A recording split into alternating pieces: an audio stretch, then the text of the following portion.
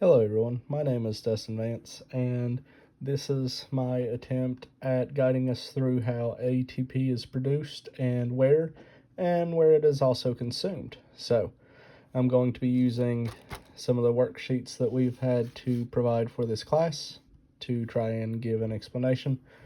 And one important thing before we get started is some conversion rates, because there are several points where NADH is produced as well as FADH2, and each of those are also converted to ATP, with NADH being able to be converted to 2.5 to 3 ATP, and FADH2 can be anywhere from 1.5 to 2 ATP.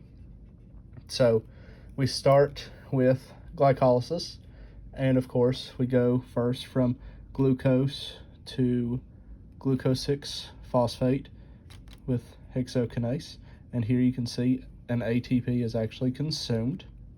Then we go to glucose 6 phosphate to fructose 6 phosphate with the help of phosphoglucose isomerase, and yet again you can see through these conversions that another ATP actually gets consumed here when the fructose 6 phosphate is converted to 1,6.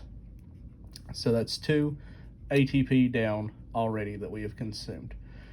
But now we start creating some, because as we go from the 1,6 to glyceraldehyde 3-phosphate and dihydroxyacetone phosphate.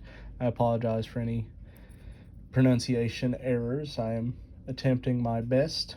We actually get 2 ATP because we are able to get 1 ATP from both molecules. So we've actually broke even now, because we've consumed 2 ATP and now we've produced 2 ATP. Then we go to 1,3 by phosphoglycerate, and in the conversion of that, you see we get a NADH, which I mentioned earlier can be converted anywhere from 2.5 to 3 ATP. So we get about 2 ATP here.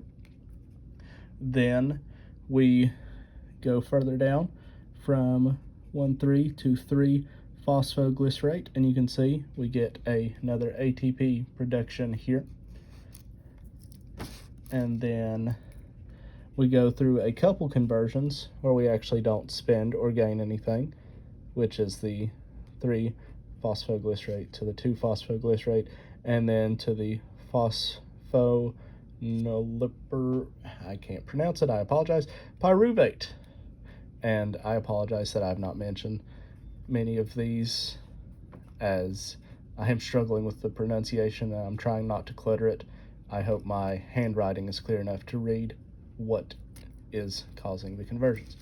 But when we get to this pyruvate, you can see down here that we have another ATP production, and here we actually have about 2 ATP produced. We also have about 2 ATP produced here, because just because it says ATP once does not mean it is only a single ATP. There can be multiple formed there. So now that we've went through the main glycolysis cycle, we are able to enter the Krebs cycle. And with the Krebs cycle, I'm actually going to start over here with isocitrate, and you can see here another NADH is produced, and you can actually produce 2 in this conversion here from isocitrate to ketoglutarate. So in this 2 producing NADH with our conversion, we can actually get up to 5 ATPs here. Then from the ketoglutarate, we go to succinyl CoA, and as you can see, even more NADH, and we produce 2 of those here.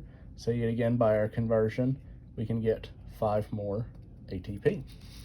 Then from the succinyl CoA to succinate, we get 2 produced ATP. And then we go further to fumarate, which produces FADH2, which, remember our conversion, produces 1.5 or so ATP, and we can produce 2 of those here. So that can be up to 3 ATP gained here. And then from this fumarate, we get to malate, and with that, we can produce, getting it on myself. So we get this conversion where we're not producing or spending anything. Then we go from malate to the oxalosate, where we produce yet another NADH.